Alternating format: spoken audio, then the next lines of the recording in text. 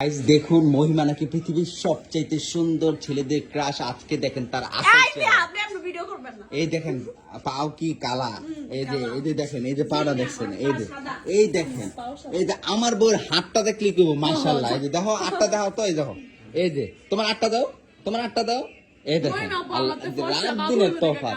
এই কালো বেটি কি বিয়ে করছেন আপনি? এই যে ভাই, এই যে জানি আপনার বউ আপনাকে ধ্বংস করে গেছে শিকার পালার না, তাই না? মানে বলেন কি আপনার কালা বউ বিয়ে করছেন কে? আমি আসলে সাদা মাদা পছন্দ করি না তো, কারণ আমার কামের জায়গায় গিয়ে দিই, ঠিক আছে। ও এই আচ্ছা, সবসময় কালো মেয়েরাই কেন আপনার পার্লারে আসে?